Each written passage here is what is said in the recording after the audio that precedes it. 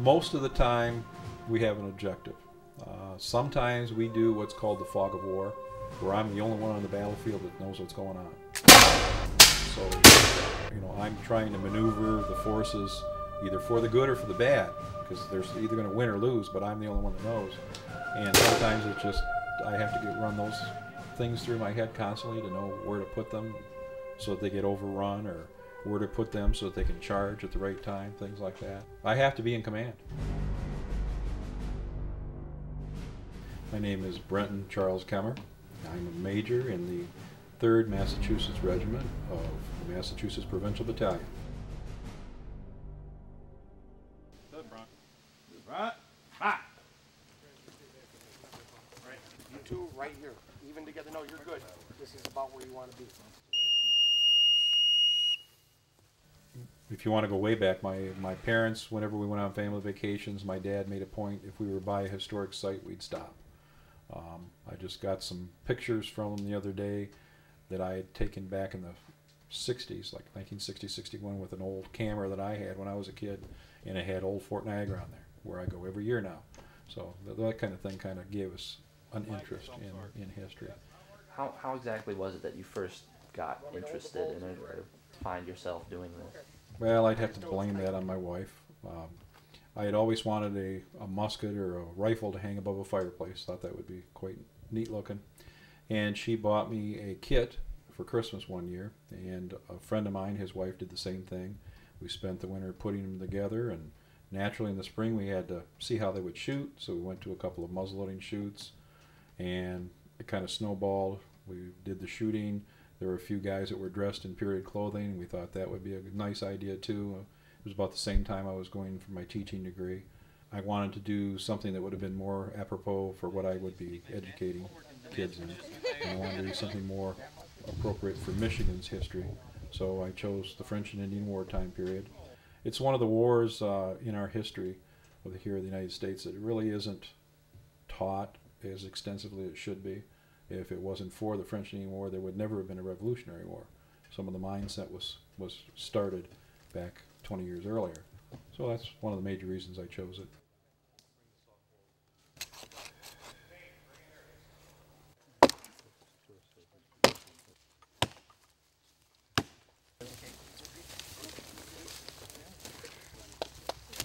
Very good. Cover arms.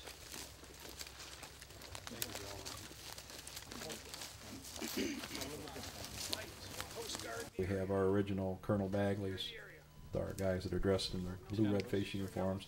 Then we have Partridge's Light Infantry, a group of guys that were doing lights in the 42nd, who now also come with us and do this.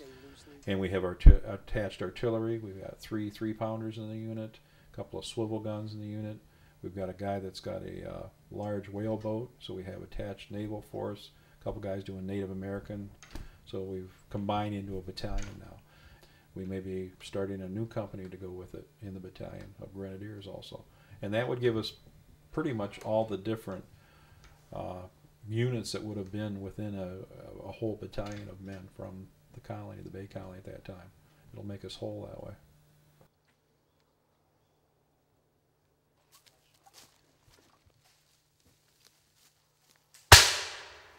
Owens, you're going to make room for Bagleys. We're coming through. You ready, Bagleys? Tools are down. You ready? Let's go. Going down.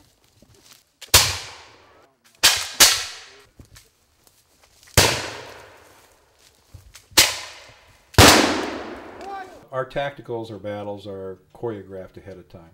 Sometimes we glean from an actual original battle, and in the choreography we know where to move the troops safely, how to keep guys out of the range of, for instance, enemy cannon that's pointed at them, so you don't get blown over backwards, or powder burns things.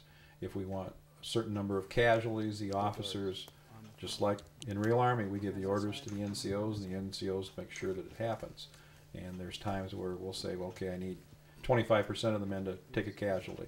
And the NCOs go down the line and they're telling them, prepping them, the next volley I want, 1 out of every 4 men I want you to go down. French regular, French regular. Any alive? We have one alive here, does not speak English. Is he alive or dead? He doesn't know. The Grand Encampment was a group of individuals in the French Indian War community that wanted to attempt to do an extra special event and a very, very large event in North America. And we had 1,300 reenactors at that one of the largest in the United States that we've ever had. Since you are the major, you're basically in command of the British forces. Well, I was in command of Grand Encampment 1 and Grand Encampment 2.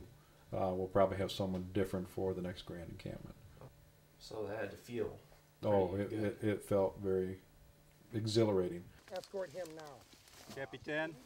You stay there. Capitaine. Get What up would there. you say are some of the more common misconceptions for reenactors and so forth, and perhaps the French and Indian War reenactors? The blatant things that come to mind, we were cooking over the fire, my wife and a couple of the other ladies, and we're sitting there also, and this one guy comes by with his little kid, probably about 4 years old, something like that, 5 years old, and he's talking to him about the fire and what they're doing and stuff, and he says, you know, that's not a real fire.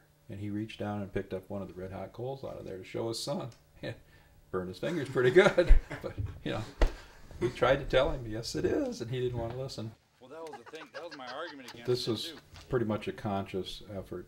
We got into the reenacting end of it, and when I went to school studying history, I have a master's in history, and it kind of snowballed into that. That's what I fell in love with, and decided that the house would look like it. Made the fort a British outpost. We have a garrison building that bunks 23 men, enclosed in a stockade. We'd like to change that stockade over to some earthworks to make it more substantial and something we don't have to repair so often. The French have been given, not given some property, but their use of property, and they're building a stockade and plan on putting a garrison building for themselves too over there, so we can have the reenactments back and forth as well. I have a couple of cannons, wrote several books on history, so it's years of research on my part. Obviously, because I portray my reenacting the Massachusetts era, I did that also with the novels. It just all kind of works together. Okay, the front's empty. Double quick. Move. Come on. Move it.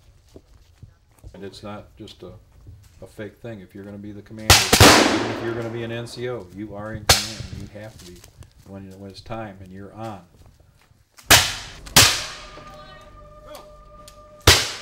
It's not a fake thing. It's got to be the real thing to work. Go. Get. Run. Straight up in the air. Straight up in the air. Up there. Up there. Get in there. Get in. Move. My biggest kick out of is actually being right on that tactical field with all the smoke and all the booming going on and the screaming and hollering. I really enjoy that, and I really enjoy just being around the campfire after everything's done too, being with all the guys and their families. It's a big extended family.